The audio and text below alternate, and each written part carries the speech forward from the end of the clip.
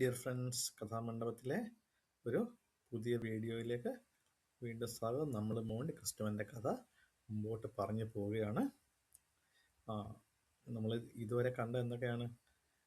നമ്മുടെ നായകൻ Edmund Anders ഷിപ്പിൽ നിന്ന് ഇറങ്ങി ഷിപ്പിൻ്റെ ക്യാപ്റ്റനാകുന്നുള്ള പ്രതീക്ഷ നടക്കുന്നു.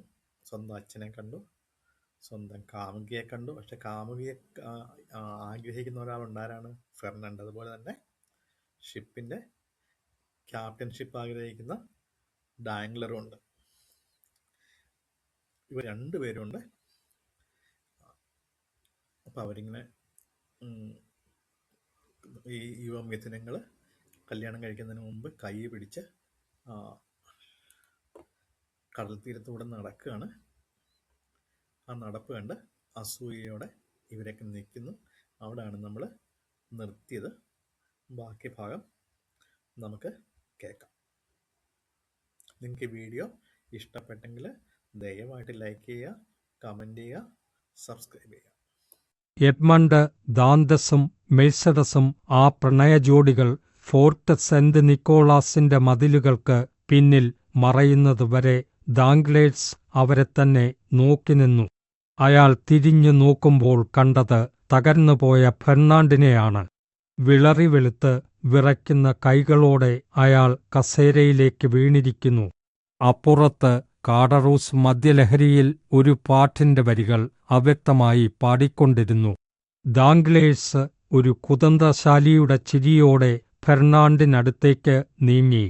എന്റെ പ്രിയ സുഹൃത്തെ, അയാൾ മെല്ലെ പറഞ്ഞു, ഈ വിവാഹം എല്ലാവരെയും ഒരുപോലെ സന്തോഷിപ്പിക്കുന്നു എന്ന് തോന്നുന്നില്ലല്ലോ. ഫെർണാണ്ട് തലയുയർത്തി. അയാളുടെ കണ്ണുകളിൽ കടുത്ത നിരാശയായിരുന്നു. ഇത് എന്നെ ഭ്രാന്ത് പിടിപ്പിക്കുന്നു, അയാൾ മന്ത്രിച്ചു. അപ്പോൾ നിങ്ങൾ അത്രമേൽ മെഴ്സഡസിനെ സ്നേഹിക്കുന്നുണ്ടോ? ഞാൻ അവളെ ആരാധിക്കുന്നു. എനിക്ക് അവളെ അറിയാവുന്ന കാലം മുതൽ അല്ല എന്നെന്നും ഞാൻ അവളെ സ്നേഹിച്ചിരുന്നു. ദാംഗ്ലേഴ്സ് പരിഹാസത്തോടെ ഒന്നു മൂളി. എന്നിട്ട് നിങ്ങൾ ഇവിടെ ഇരുന്ന് സ്വന്തം മുടി പിഴുതു കളയുകയാണോ? പരിഹാരം തേടുന്നതിന് പകരം ഇങ്ങനെ തളർന്നിരിക്കുന്നത് നിങ്ങളുടെ രീതിയാണോ? ഞാൻ എന്തു ചെയ്യാനാണ്? ഫെർണാണ്ട് ദയനീയമായി ചോദിച്ചു. എനിക്കെങ്ങനെ അറിയാം? ഇത് എന്റെ പ്രശ്നമല്ലല്ലോ. എനിക്ക് മെഴ്സഡസിനോട് പ്രണയമില്ല. പക്ഷേ നിങ്ങൾ വേദപുസ്തകത്തിൽ പറയുന്നത് പോലെ തിരയുക, എന്നാൽ നിങ്ങൾ കണ്ടെത്തും. ഫെർണാണ്ടിന്റെ മുഖത്ത് ഒരു കൊലയാളിക്ക് തുല്യമായ ഭാവം മിന്നിമറഞ്ഞു. ഞാൻ കണ്ടെത്തിക്കഴിഞ്ഞു. ആ മനുഷ്യനെ കുത്തിക്കൊല്ലാൻ ഞാൻ തയ്യാറാണ്. പക്ഷേ തന്റെ കാമുകന് എന്തെങ്കിലും സംഭവിച്ചാൽ അവൾ സ്വയം ജീവനൊടുക്കുമെന്ന് എന്നോട് പറഞ്ഞിട്ടുണ്ട്. ദാംഗ്ലേഴ്സ് പുച്ഛിച്ചു തള്ളി. സ്ത്രീകൾ അങ്ങനെയൊക്കെ പറയും, പക്ഷേ ഒരിക്കലും ചെയ്യില്ല. നിങ്ങൾക്ക് മെഴ്സഡസിനെ അറിയില്ല. അവൾ പറഞ്ഞത് അവൾ ചെയ്യും. വിഡ്ജി. ദാംഗ്ലേഴ്സ് സ്വയം പിറുപിറുത്തു. അവൾ മരിച്ചാലും ഇല്ലെങ്കിലും എനിക്കെന്ത്? ദാന്തസ് ആ കപ്പലിന്റെ നായകൻ ആകാതിരുന്നാൽ മതി. പിന്നെ അയാൾ ഫെർണാണ്ടിനെ നോക്കി പറഞ്ഞു, നോക്കൂ, നിങ്ങൾ ഒരു പാവമാണെന്ന് എനിക്ക് തോന്നുന്നു. നിങ്ങളെ സഹായിക്കാൻ എനിക്ക് ആഗ്രഹമുണ്ട്. പക്ഷേ എന്ത്? കാഡറൂസ് മദ്യലഹരിയിൽ ഇടയ്ക്ക് കയറി ചോദിച്ചു. നീ നന്നായി ലഹരിയിലാണ് കാഡറൂസ്. ദാംഗ്ലേഴ്സ് അവനെ ശകാരിച്ചു. ബാക്കിയുള്ള മദ്യം കൂടി കുടിച്ചു തീർക്കൂ. ബുദ്ധിയും വിവേകവും വേണ്ട കാര്യങ്ങളാണ് ഞങ്ങൾ സംസാരിക്കുന്നത്. അതിൽ നീ ഇടപെടേണ്ട. കാഡറൂസ് തന്റെ വീഞ്ഞുപാത്രം മേശപ്പുറത്ത് കുട്ടി ബഹളം വെച്ചു. ഞാൻ മദ്യപിച്ചിട്ടുണ്ടെന്നോ? എനിക്ക് ഇനിയും 4 കുപ്പികൾ കുടിക്കാനുള്ള കരുത്തുണ്ട്. പാംഫിൽ കുറച്ചുകൂടി വീഞ്ഞ് തരൂ. ദാംഗ്ലേഴ്സ് വീണ്ടും ഫെർണാണ്ടിലേക്ക് തിരിഞ്ഞു. ഞാൻ പറഞ്ഞു വന്നത്, ദാന്തസ് മരിക്കണമെന്നില്ല. അവനെ മെഴ്സഡസിൽ നിന്ന് അകറ്റാൻ വേറെയും വഴികളുണ്ട്. മരണത്തിന് മാത്രമേ അവരെ വേർപെടുത്താൻ കഴിയൂ, ഫെർണാണ്ട് ഉറപ്പിച്ചു പറഞ്ഞു. നിങ്ങൾ ഒരു മണ്ടനെപ്പോലെ സംസാരിക്കരുത്. ദാംഗ്ലേഴ്സ് അയാളുടെ തോളിൽ കൈവച്ചു. മരണത്തെപ്പോലെ തന്നെ അകൽച്ചയും മനുഷ്യരെ വേർപെടുത്തും. എഡ്മണ്ടിനും മെഴ്സിഡസിനും ഇടയിൽ ഒരു തടവറയുടെ മതിലുകൾ ഉയർന്നാൽ അത് ശവക്കല്ലറയ്ക്ക് തുല്യമായിരിക്കും. കാഡറൂസ് ലഹരിക്കിടയിലും അത് കേട്ടു. പക്ഷേ തടവറയിൽ നിന്ന് ആളുകൾ പുറത്തിറങ്ങുമല്ലോ. പുറത്തിറങ്ങിയാൽ ദാന്തസ് പ്രതികാരം ചെയ്യും. ദാംഗ്ലേഴ്സ് കാഡറൂസിനെ അവഗണിച്ചു. ഫെർണാണ്ടിന്റെ കണ്ണുകളിൽ ഒരു പുതിയ പ്രതീക്ഷ തെളിയുന്നത് അയാൾ കണ്ടു. അവനെ തടവിലാക്കാൻ നിങ്ങളുടെ പക്കൽ വഴിയുണ്ടോ? ഫെർണാണ്ട് ആവേശത്തോടെ ചോദിച്ചു. വഴികൾ കണ്ടെത്താൻ പ്രയാസമില്ല. പക്ഷേ എന്തിനാണ് ഞാൻ ഇതിലിടപെടുന്നത്? എനിക്ക് അവനോട് വ്യക്തിപരമായ പകയൊന്നുമില്ലല്ലോ. ദാംഗ്ലേഴ്സ് അഭിനയിച്ചു. ഫെർണാണ്ട് അയാളുടെ കൈകളിൽ മുറുക്കിപ്പിടിച്ചു. നിങ്ങൾക്ക് അവനോട് പകയുണ്ടെന്ന് എനിക്കറിയാം. പകയുള്ളവർക്ക് മറ്റുള്ളവരുടെ ഉള്ളിലെ പക തിരിച്ചറിയാൻ എളുപ്പമാണ്.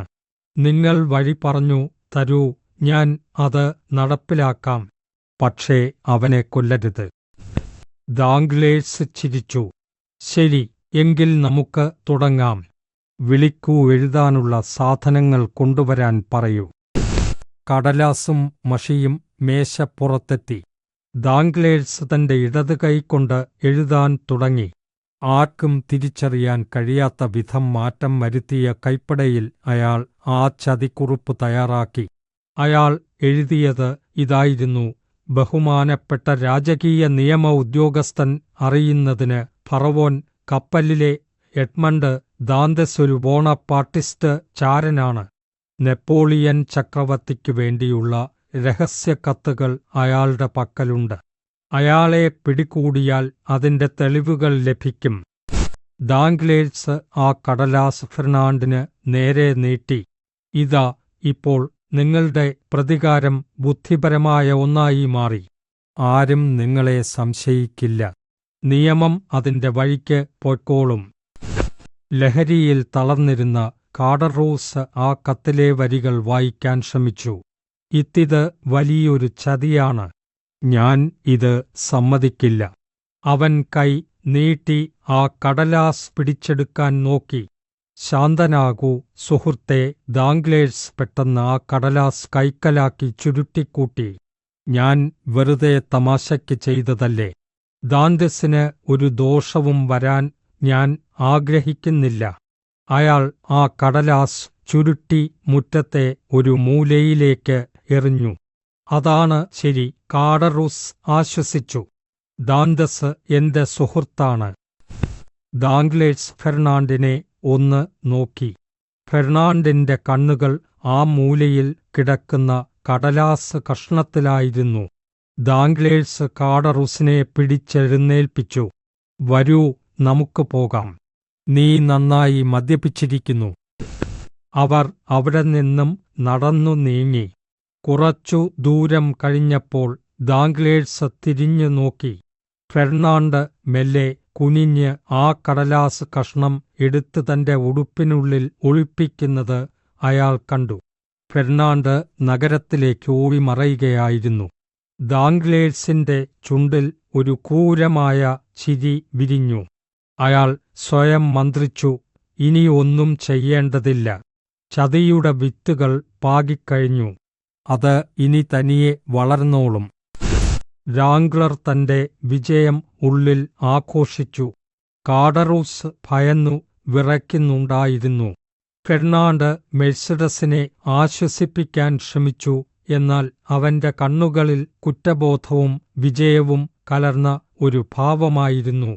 എഡ്മണ്ട് ഡാൻസ് എന്ന നിരപരാധിയായ യുവാവ് ഒരു വലിയ ചതിക്കുഴിയിലേക്ക് വീണിരിക്കുന്നു. വിധി അവനായി കരുതിവച്ചിരിക്കുന്നത് വർഷങ്ങൾ നീണ്ട ഇരുട്ടറയായിരുന്നു.